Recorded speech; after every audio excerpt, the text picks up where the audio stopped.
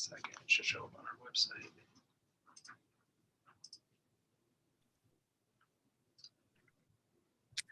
Well, if I take my glasses off, there's no glare, but then I can't read.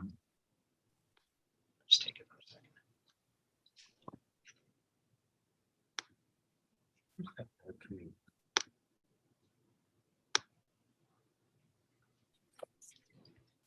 Great. All right, I believe we are live. Good afternoon to everyone. This is the monthly meetup that we do, that I do. We are talking about coming back to doing it in person, but we do get a better turnout, more folks participating when I do it virtually. So there are pros and cons for the virtual approach. And we got some questions beforehand, which I'm going to read and answer. And then folks can submit questions during this. And Declan, could you tell folks how they can submit questions? Yes, to submit questions, if you're watching on the Facebook Live, you can put them into the chat. You can also email them as we're doing this to chairmancs@dccouncil.gov. Thank you. And I'm trying to move some papers around to deal with the glare. See if that works. The first question that I have is, do you support concept C, the 2 curbside bike lanes on Connecticut Avenue? And if so, why? Are you aware that they eliminate over 450 parking spaces, greatly reduce the loading, pickup, and drop-off zones, discriminate against the elderly and disabled, and businesses are overwhelmingly against them? The ensuing traffic they will create will slow emergency responders, which could result in deaths. So I'm not so familiar that I know the difference between concept C and the other concepts. I am aware that there is a considerable amount of concern and opposition to some of the bike lane proposals for Connecticut Avenue. And I'm not so enthusiastic about creating these bike lanes that these concerns should be disregarded. I think these are legitimate concerns. Just so that anyone who's listening wonders why, for instance, in the question it says discriminate against the elderly and disabled, I'm pretty sure that's a reference to the fact that some of the changes that come with the bike lanes, we've seen this elsewhere, is a change in signal timing, and that makes it harder for elderly and the disabled to get across a wide street like Connecticut Avenue.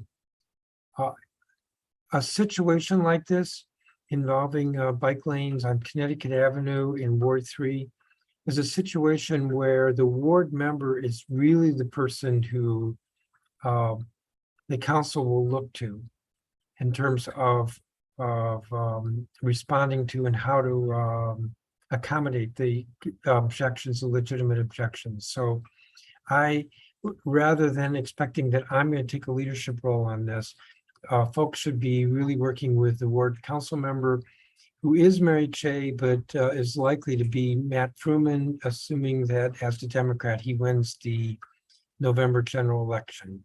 And that's, I'm not putting in a plug because I'm not allowed to do that, but just maybe I should rephrase and just say there will be a new Ward 3 council member. The second question is, in 2018, you, Chairman Mendelson, led the action by the DC Council to overturn the overwhelming will of DC voters on Initiative 77 related to raising the tipped minimum wage. As DC voters, we once again have the opportunity to express our demand that the tipped minimum wage be raised in DC through Initiative 82. Do we have your guarantee that you will not once again overturn the will of the voters when we pass the raised minimum wage initiative once again? So I'm going to give a somewhat lengthy answer to this question. But I will begin with the simple answer. I have said repeatedly this year that if this initiative is approved, then I will not work to repeal it. I don't intend to support an effort in the council to repeal it. In fact, I'm not aware that there will be an effort in the council to repeal it. Having said that, I am going to criticize the question a bit. The so-called overwhelming support was a majority, but it was not overwhelming. As I recall, it was about 55%, maybe a little less. Second, as the 2018 legislative report by the council when we repealed the initiative said, the wording of the initiative on the ballot was misleading at best, dishonest at worst. One can look at the committee report and get a fuller explanation of what the issues were with that initiative. The initiative was phrased in terms of raising the minimum wage to $15 an hour, which was already the law, raising tipped workers' wages to the minimum wage, which was already the law, and I think there was one other aspect to it, but it was because it was already the law. It was not honest to say that that's what the initiative would do. We had a hearing on the repeal legislation. There were 157 witnesses. Of those witnesses who were tipped workers, over 3/4 of them supported repeal.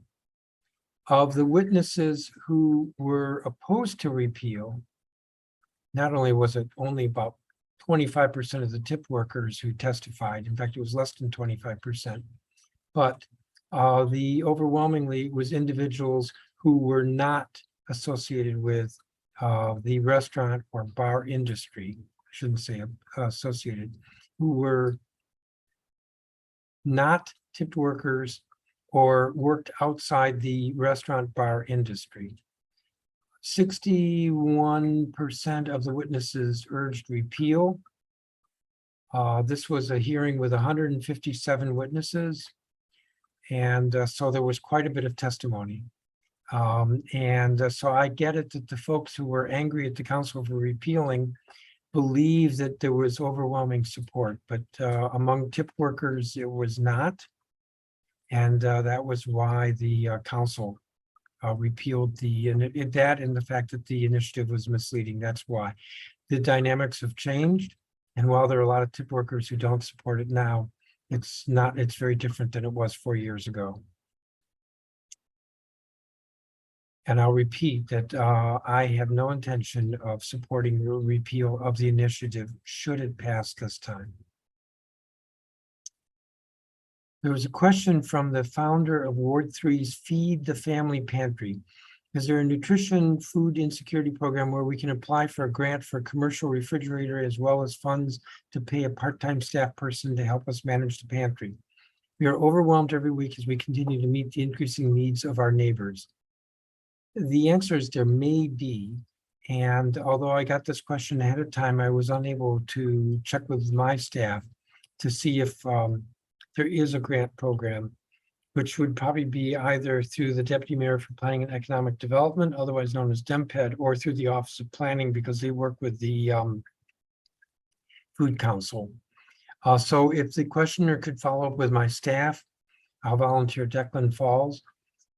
Call my office or email Declan Falls would be dfalls@dccouncil.gov, or call my office 724-8032, and we can try to get you the answer.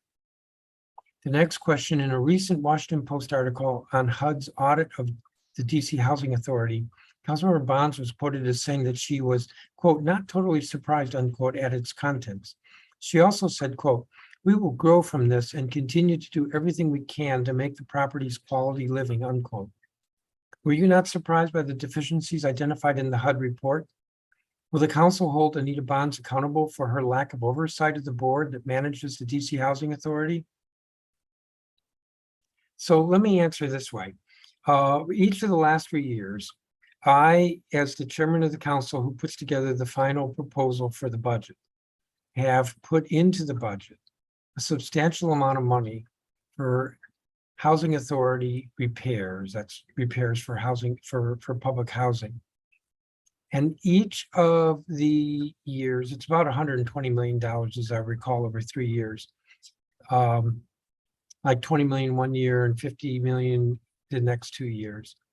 In each of those years, I've led a discussion in the council about the fact that the housing authority is woeful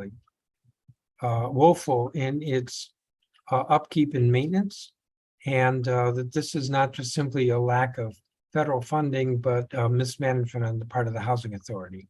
And that was really the main finding of this this recent HUD report. So when I see my colleagues acting shocked and surprised, in fact, I put this in front of them every year as we put dollars in.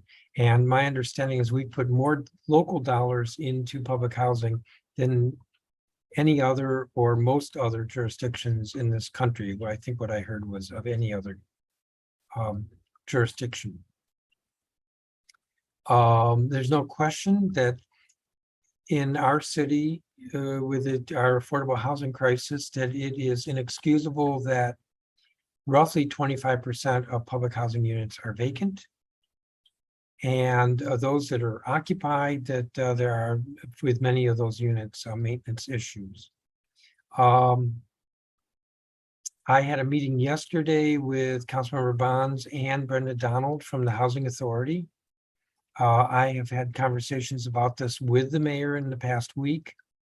There is considerable concern. The good thing about the HUD report is that it really has brought to the fore the issue of the housing authority.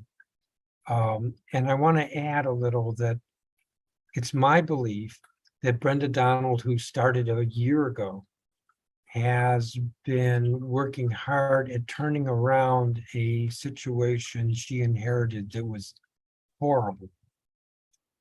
So it is on her to turn it around, but how horrible it is. And remember, the audit was done about a half a year ago. What the audit found predates, it's the mess that Ms. Donald inherited. We will be looking at all of the committee assignments at the end of this year, which is roughly 3 months. The next question is, in some parts of the city, housing vouchers are being used as a substitute for public housing and homeless shelters, placing very large numbers of recipients in certain buildings and neighborhoods. I'm going to actually interrupt the question to just say, that's not in some parts of the city. Housing vouchers have been a strategy of the federal government in place of public housing to try to provide housing for low-income individuals. There are vouchers throughout the city, but that detracts from the rest of the question. I'll go on. DC Housing Authority and the Bowser administration have been hiding this fact, which would be placing very large numbers of recipients in certain buildings and neighborhoods. DC Housing Authority and the Bowser administration have been hiding this fact, refusing to release aggregate data on housing vouchers. Will you, as chairman of the council, publicly call on DC Housing Authority and the Bowser administration to provide accurate data on how housing vouchers are being used? Also, will you publicly call on the Housing Authority and the Bowser administration to release information about which apartment buildings in the city since 2015 have received very large numbers of formerly homeless voucher recipients?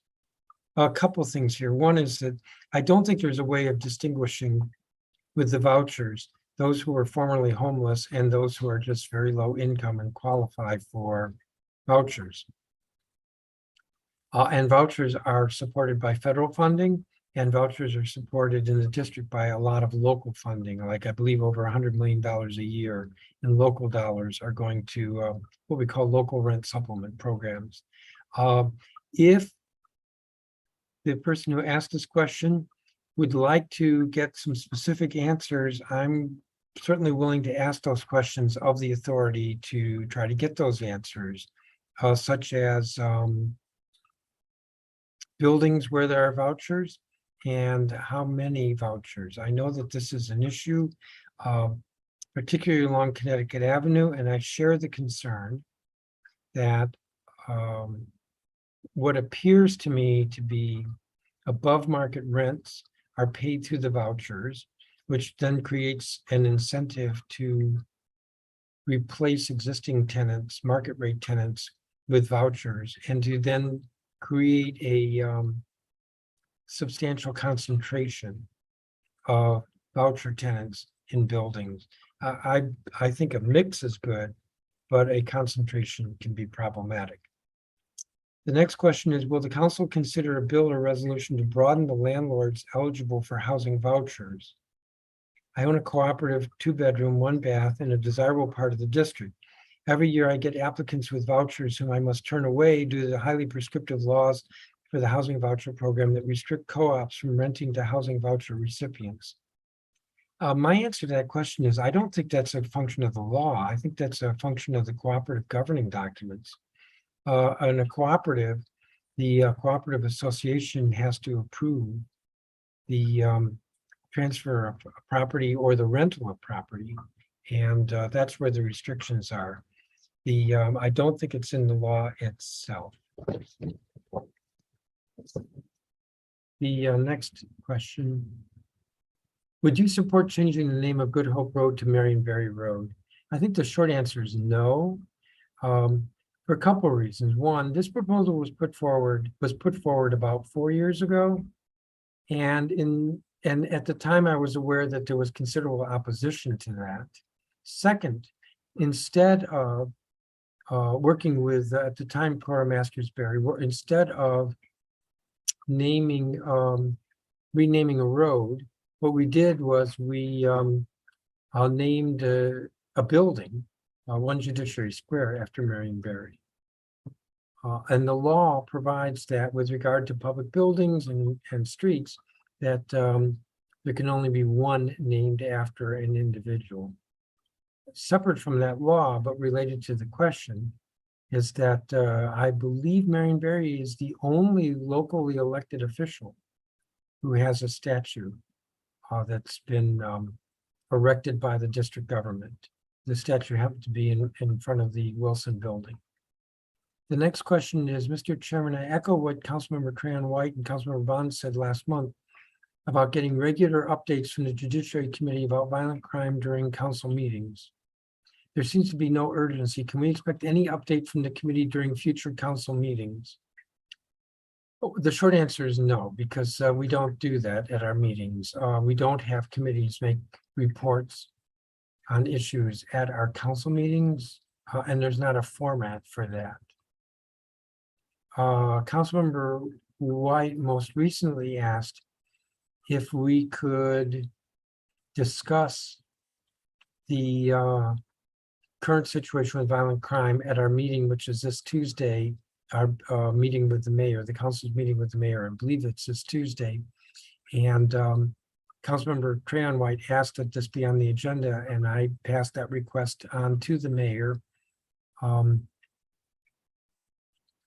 The agendas are by consensus, so it's possible that she will not agree. If she does agree, then it will be discussed between the council and the mayor next Tuesday. And separately, Councilmember Crayon White asked if we could have regular calls with the executive to discuss violent crime. I've passed that on to the executive, but I need to press that further. Give me just a moment here.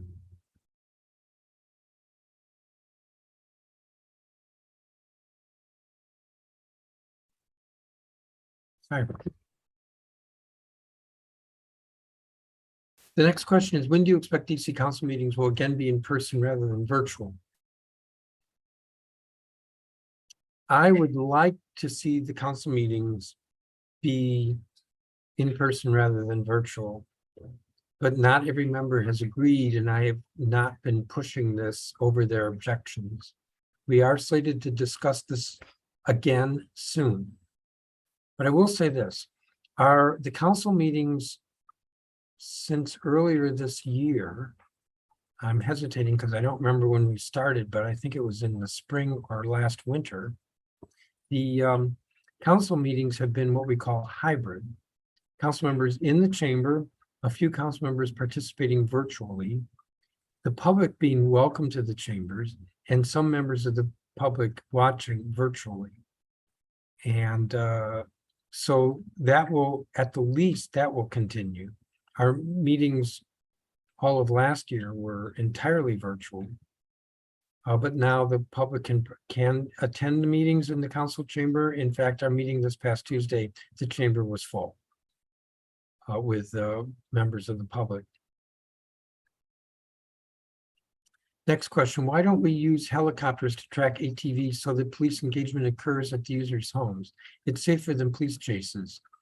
That was the question. I want to say, excuse me, I believe I tweeted that a few weeks ago. I was at a meeting of large city council presidents hosted by the National League of Cities. And my colleague from Columbus said that that's what they do in Columbus. And I think that's a great idea.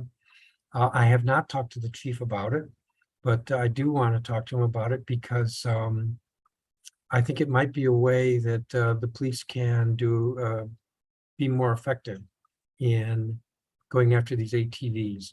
I will say in the defense of the police that they don't want to be,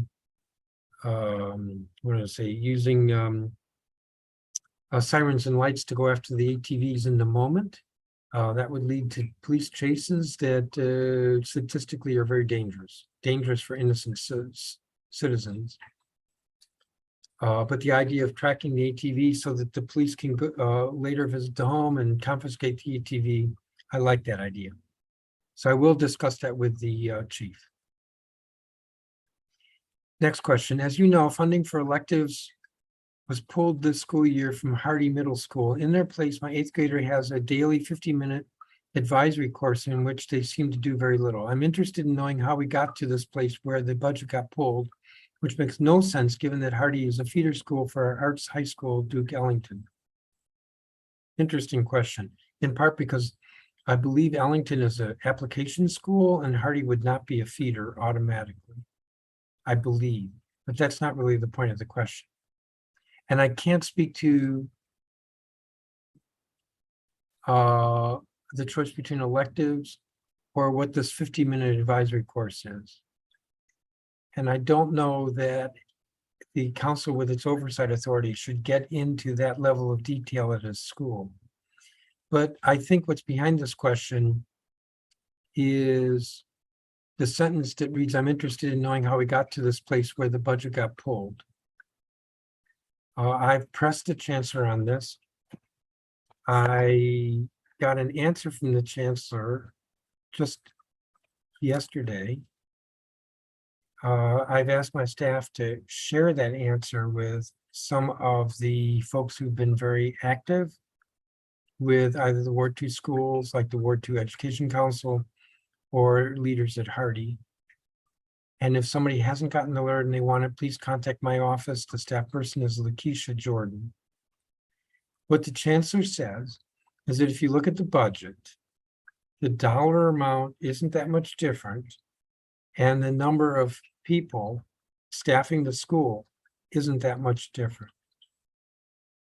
But if you read the letter more carefully, the school saw an increase. I don't have the letter in front of me, so I'm going by memory. The school saw an increase in the number of special ed faculty and a decrease in teachers or faculty who had been paid out of federal funds, one-time funds called ESSER funds.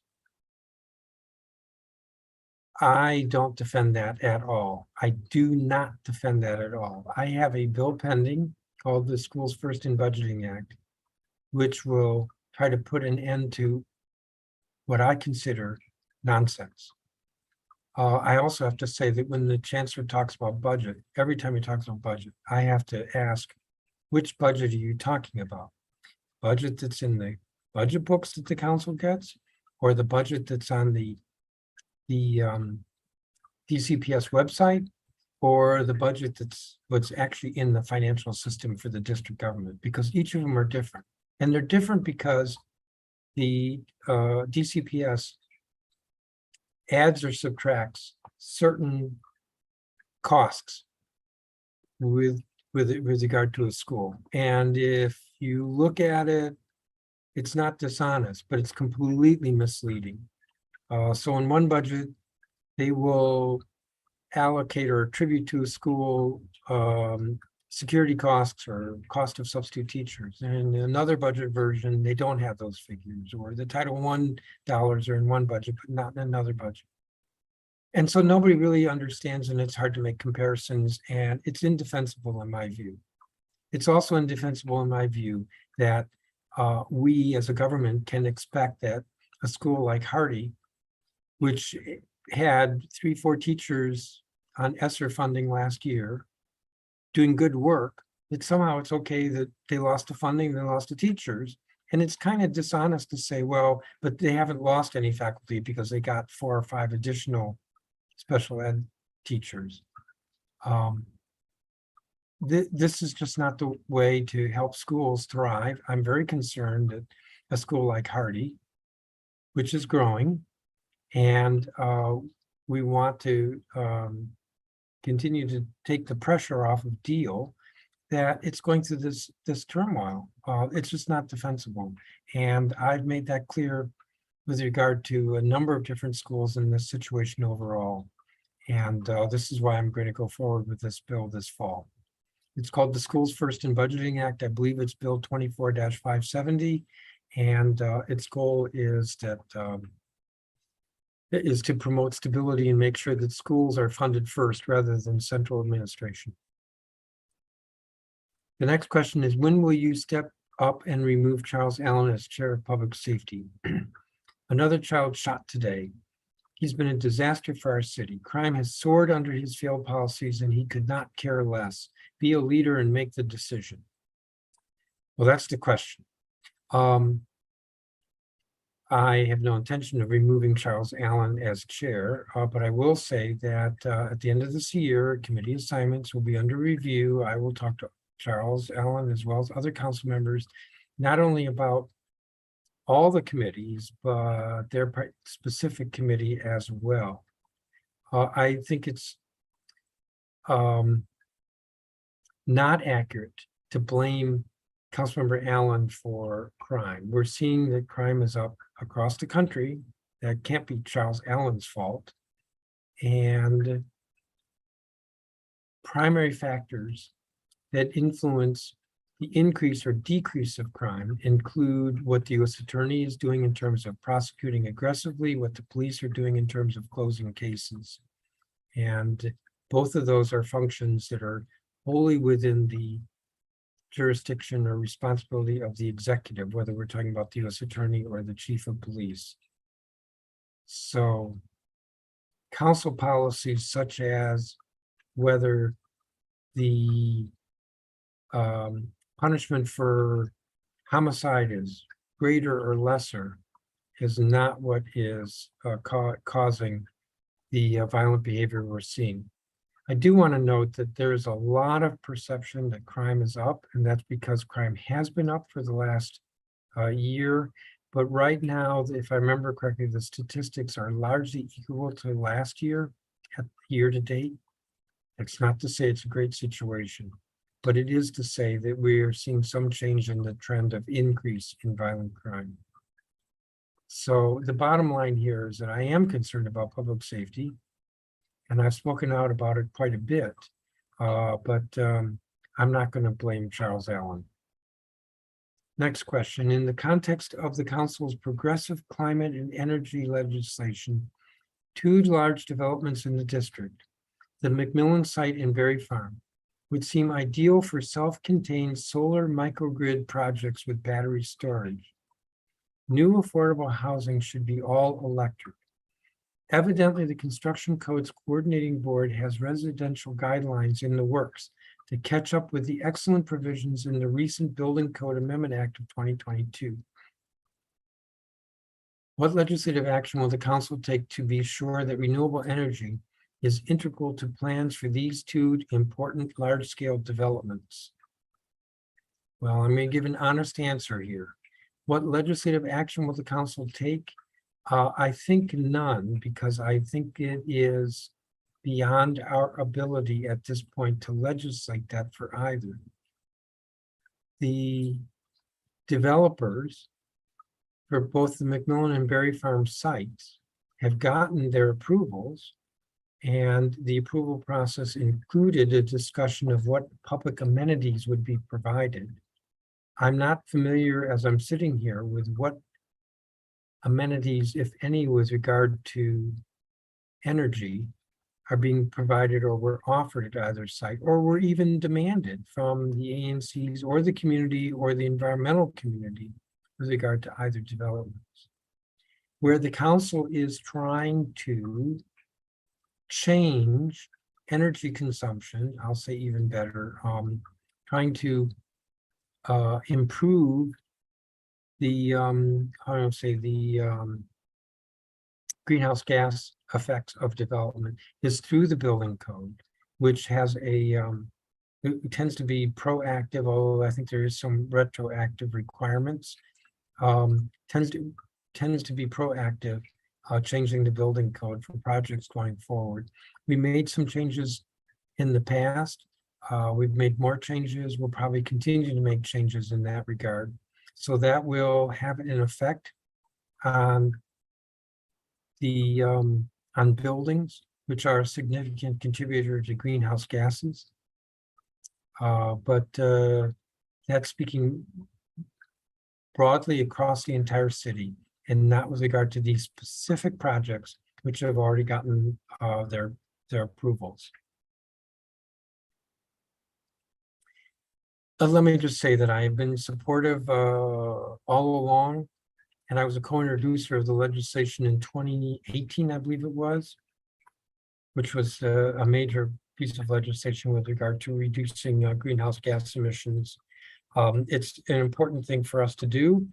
And as I said, I'll continue to be supportive, and I think the council will continue to look at ways to tighten restrictions on buildings with regard to greenhouse gas effects. The last question I have now turned to Declan is, Mr. Chairman, there have been several violent crime incidents in DCPS schools in the past few weeks. This Wednesday, there was a stabbing at Dunbar. Is there anything that can be done to reverse the Henderson-Nadeau bill that removes police officers from DCPS schools? It just seems so short-sighted and could have horrible consequences for both teachers and students. Is there anything that can be done? Yes. There will be opportunities in the future to return or reverse the reduction in school resource officers, which is what I assume this question is asking about. I have to emphasize, though, that school resource officers are not police officers who are stationed in the school. Rather, they're police officers who have special training to work with schools and work with students, which is a different population than just being out on the street. And then those school resource officers are assigned to several schools. So the emphasis being on that they have a responsibility for several schools as opposed to being each stationed all day in one school. And I've said this in the past, that if there is an incident, a violent crime incident on school grounds or in a school, I would rather have a school resource officer who's been trained to work with the school or the students. Rather have a school resource officer respond than to have a regular police officer who doesn't have that specialized training respond. So the council, after George Floyd's murder, voted to, in that year's budget, to or budget action, to phase out school resource officers. This past year, the mayor proposed repealing that phase out. I supported her. There was an amendment to strike the repeal. This gets a little complicated, but basically there was an amendment to continue the phase out, and that amendment succeeded. I believe it was an 8-5 vote.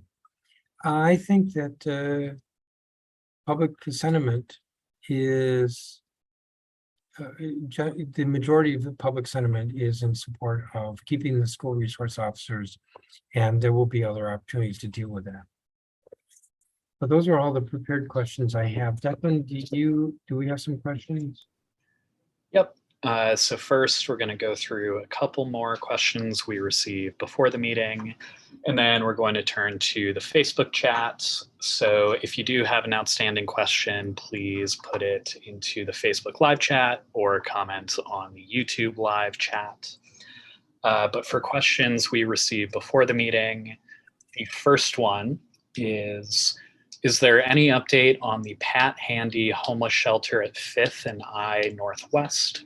As you recall, the city kicked out the women in the shelter because they said the building needed to be renovated. They have since not done any renovation and moved men into the shelter who publicly drink and urinate in the alleys all over Chinatown. Is there anything that can be done? The mayor has been non-responsive. Well, this reminds me, I said I would follow up on it, and that was at an ANC meeting a week ago, and I think that I've not done that. So Declan, I hope you'll remind me, and so we can get more information, but at this time I don't have an answer. All right.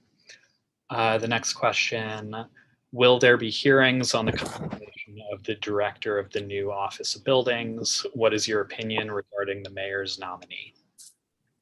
I have said publicly and repeatedly that I'm disappointed in the mayor proposing that Ernest Trappa continue as the director of the department, be the new director of the Department of Buildings. I like Ernest. I work well with him. And I think he's very committed to the city. And I think he's committed as well to a successful Department of Buildings. But the council's intent in breaking up DCRA was to create a new agency, a fresh start, and there needs to be a fresh face. There needs to be fresh leadership. There needs to be considerable effort at changing the climate, if you will, within the agency with regards to its mission. That's why we broke it up to not only to facilitate a fresh start, but also to have a narrower focus. So the Department of Buildings is about the housing code, enforcing the housing code, about protecting property owners, including residents, from the injuries of illegal construction. The Department of Buildings is focused on vacant properties. And what we've seen is that with the old DCRA, that in each of those areas, there just didn't seem to be the commitment to the mission behind those policies. But I have not talked to members about their feelings on this. Does that answer the question, Declan? Yeah, I believe Okay. that. The next one, could the chairman provide an update on the naming of the Triangle Park at North Dakota Avenue, 2nd Street Northwest, and Peabody Street Northwest after former ANC Commissioner Ronald Austin?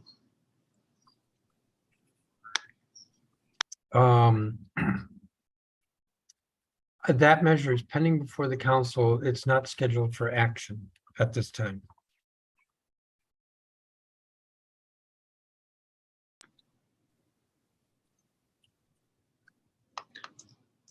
All right. The next question, do you support the appointment of Karima Holmes as executive director of OUC? No, I do not.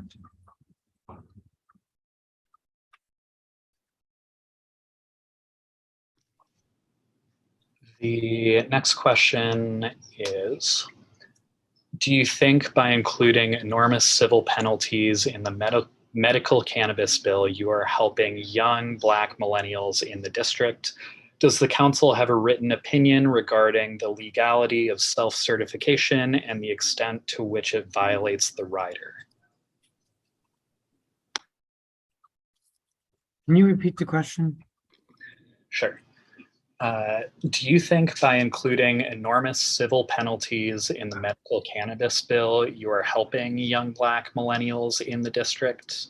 Does the council have a written opinion regarding the legality of self-certification and the extent to which it violates the rider?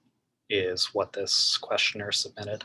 Interesting. You may have to remind me of the components. So with regard to, our legislation typically gets what we call legal sufficiency memos from our general counsel. And the self-certification has been in several temporary bills that we've adopted with the legal sufficiency from our general counsel. The congressional rider says that we cannot change the law with regard to the penalties for controlled substances. And that's why we cannot enact any legislation to regulate recreational cannabis, because although the initiative didn't just decriminalize, but legalize the use of recreational cannabis, the initiative did not address the penalty for sale or distribution. And so we cannot change the penalty for sale or distribution, which is to say we can't regulate it. That's the problem with the rider. But the self-certification for medical cannabis is legally sufficient, and anybody who suggests it somehow violates the rider, I disagree. With regard to the penalties, so I have twice put before the council legislation, unsuccessfully, legislation that would substantially increase the penalty for these illegal gifting shops. Now, I get it that folks are claiming that this is about minorities and small businesses, but if you look at the two articles that have been in the Hill Rag, you will see that that's a false narrative. The amount of illegal cannabis that's being sold on a for recreational use in the city.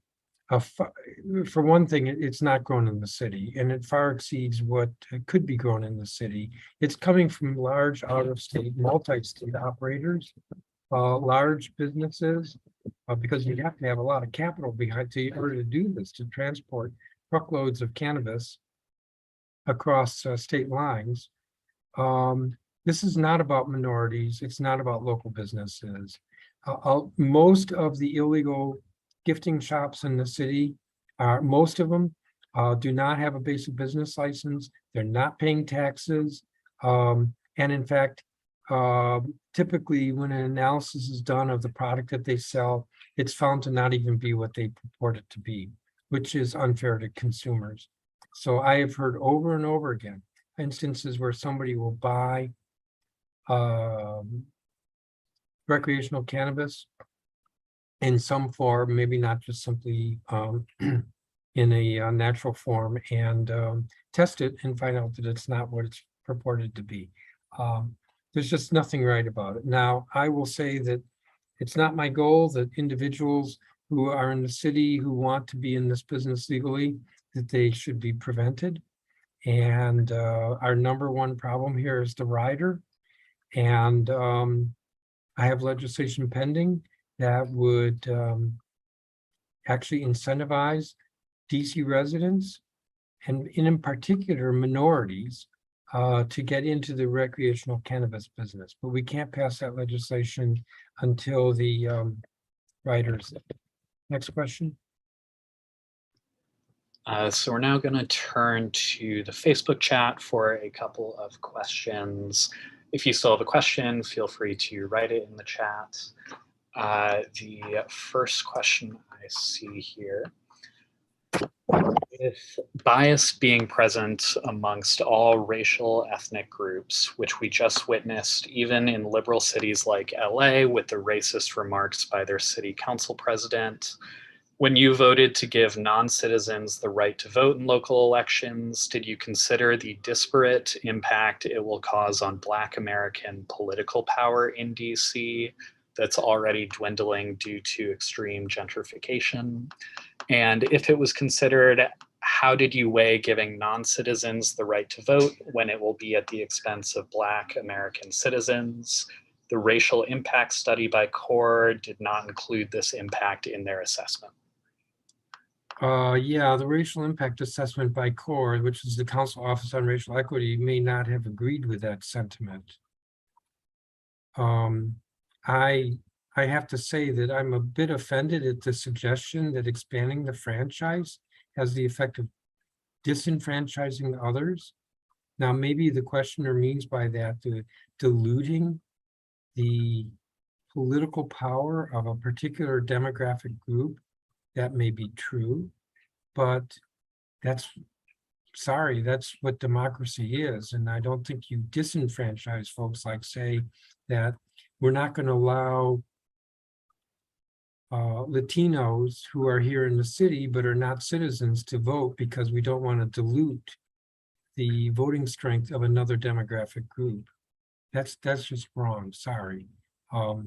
Democracy is about expanding the franchise, not about manipulating it. Declan?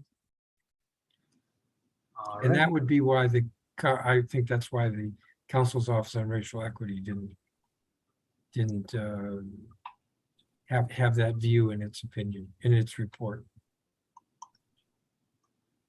All right. I do see a comment. Miss Gillis, you said you had submitted a question about Aussie, but we are not finding a question in our emails for this meetup.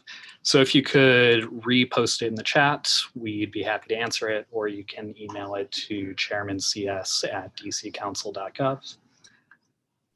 The next question in the chat that I see: regarding crime, would it be helpful to have a dashboard with data on crime that covers not only MPD, but also the federal attorney, et cetera, so that we and the council and mayor can see in one place the whole situation and can draw their own conclusions?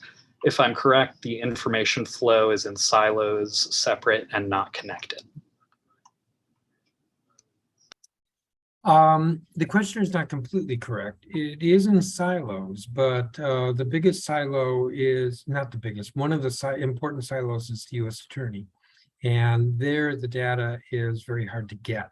So it's not so much that the data is available and in silos. It's more that there are silos and not every one of them has all the data.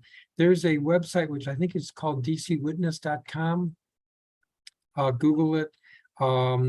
It's a private, I think, nonprofit organization that works really hard to track violent crime and looks at what's happening not only with arrests, but the prosecutions. In fact, I don't think it so much tracks incidents as it does arrests and what happens to them. DC Witness, I believe it's dcwitness.com. I have long argued that I think there needs to be much more data about the U.S. Attorney's decisions with regard to prosecutions. So it's not hard to know that there are so many homicides. Last year, I think it was 226. And it's not too hard to find out how many of those cases were closed by the police. But it becomes a bit more difficult to find out what the charges were, which is less important in my view than what the convictions were. And the convictions, of course, would be trial or settlement. And I shouldn't say settlement, plea bargain. And, you know, in terms of crime, most cases are resolved by a plea bargain. What are the results that the U.S. Attorney bargains? And I think that's pretty critical. And I think also the public would have some upset if they knew. How many cases do the police close with an arrest and the U.S. Attorney decides not to prosecute? Now, in homicides, that's usually, if there's an arrest, there's a prosecution, but not always. But with other violent crimes.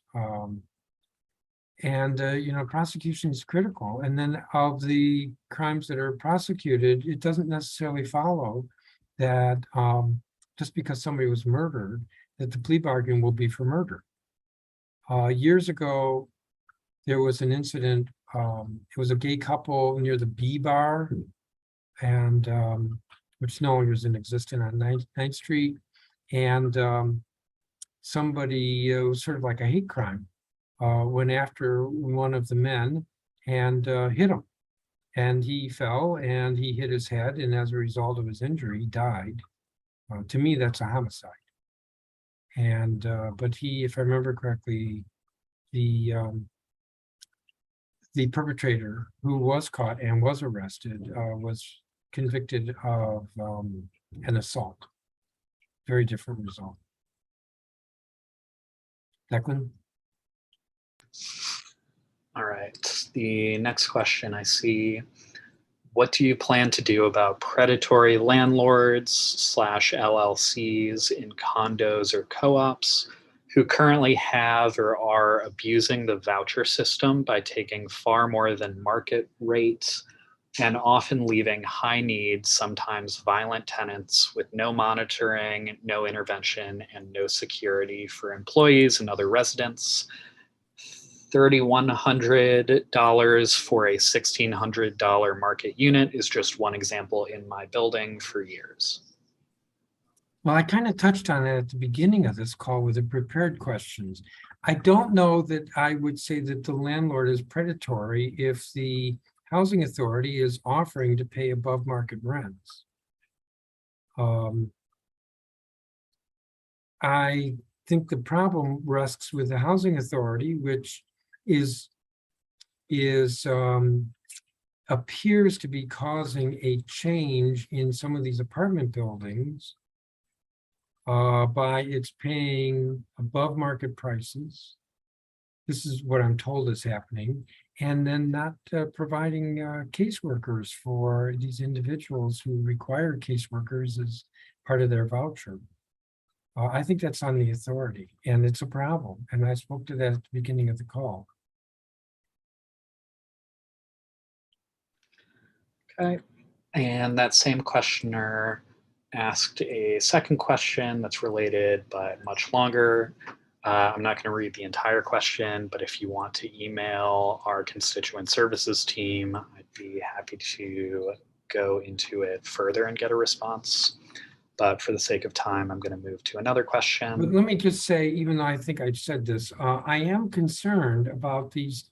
There have been quite a number of complaints along the Connecticut Avenue corridor about the changing situation with this over concentration in some buildings. And as it has been told to me, I think it's very problematic, and I think the housing authority needs to fix this. Declan. All right, the next question in the Facebook chat. Why is DCPS issuing an RFP for the proposed 550 student Foxhall Elementary School on Hardy Park before DCPS updates their 5-year and 10-year enrollment projections? Given actual enrollment trends, the old projections seem to be much too high. DCPS is also doing a school boundary analysis this year. Doesn't issuing an RFP seem to be premature and a potential waste of taxpayer money? I'm not aware of the RFP. We just had a hearing on enrollment that involved this new school on Foxhall. And nothing was said there about an RFP. We delayed in the capital improvement plan, that's the budget, we delayed in the budget the start date for the new school. And so that, again, I'm not quite sure why they would be doing the RFP at this point, unless the RFP is for planning. Now, because I think that was funded, and planning is a little different than the construction. I do have concerns about the new school. I supported very much putting that in the budget a few years ago. But as I said, we just had a hearing on enrollment. And in fact, this past Tuesday, 3 days ago, the council passed a resolution that came out of the committee I chair that makes it clear that we do not think that this new elementary school should draw over half of its students from Glover Park because it's inaccessible. There's too much of a geographic barrier, meaning wide parks, wide wooded parks for these elementary school students to have to cross. So there's no question in my mind, but that the enrollment needs to be looked at in terms of this new school. and to sort that out. And we delayed the construction of the new school in the budget to give time to work this out. Declan? It is 6 p.m., but we do have 3 more questions in the Facebook chat if you're able to take those. Yes. The first one I see, Aussie Transportation continues to get students to school late and underperform. They committed to changes in July 2021 that still have not been implemented. Why can't you incentivize parents since they're unable to hire reliable bus drivers? The current reimbursement is $3.80 a day, but they pay private transportation services hundreds per day per student. Children are on buses for hours and missing instruction time. I'm willing to look at the that issue of what parents get. I mean, ideally, the Aussie Transportation would provide the transportation, and I get it that there have been a lot of problems with the Aussie Transportation. I discussed that with the superintendent of Aussie every month when we meet. Part of the problem that they have is that they don't have enough drivers. There's just an employment problem across many sectors, and the Aussie bus drivers is one of those areas. So I mean, I'm with others in pushing Aussie. I think Aussie can do a better job, but there are some limitations because there aren't enough drivers. And I'm willing to look at the this suggestion that if parents are going to have to do it themselves, maybe there should be a higher reimbursement. All right. The next question in the chat. Why did the council choose not to put the Local Resident Voting Act of 2021 on the November ballot, given its gravity and long-term impact? How do you think Republicans in Congress will respond to the passing of the Resident Voting Rights Act of 2021? Will this lead to more aggressive oversight into district governance, making DC statehood even less likely? You're going to have to remind me of the different components of that question. So it wasn't put on the ballot. The first answer is because nobody suggested to be put on the ballot. And the second answer would be because typically the council doesn't look at policy matters and say, oh gosh, we're going to put that on the ballot for a referendum. We've done some referenda because it's a way of amending the Home Rule Act. This was not an amendment to the Home Rule Act. The council's elected to make decisions, and that's what it did. Whether you agree with it or not, in terms of the policy, the council, my point here is, regardless of the policy, the council makes decisions and not defer to a referenda.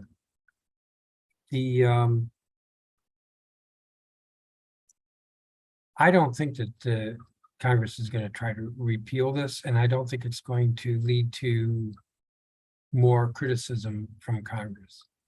The concern I have about Congress is that if the House or the Senate flip, or both flip, that, as we've seen in the past, the Republican chairs of the committees with oversight over the district will be looking at any opportunity to beat up on the district. And it doesn't matter what we do, they will find different ways to beat up on us. So I don't believe we do nothing to avoid their beating up on us. And even if we were to do nothing, they would still beat up on us.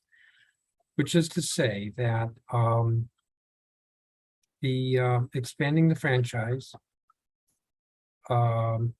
is not something that we would put to a referenda, and that I don't think it will provoke Congress. And if Congress is provoked, they will be provoked anyway. They will be provoked regardless, because of if there is a change in the political parties in the Congress. Declan? I believe those were the last questions that I see in the Facebook chat. That was all three? Yep, the second one was a two-parter, but If we did miss any, please feel free to email them to chairmancs@dccouncil.gov, and we can follow up if we missed one. Okay, so it looks like it's about 6:05. I want to thank everybody who's participated. There were a couple of homework assignments I took from this. The person with the Ward 3's Feed the Family Pantry should follow up with my staff, and we'll see if we can get better information. We'll look into the Ward 2 Women's Shelter, and I will look into the reimbursement for parents for DDOT transportation, OSI DOT transportation. Again, thank you to everybody. We try to do this once a month, and I know it's your time. I appreciate that, and see you all in a month.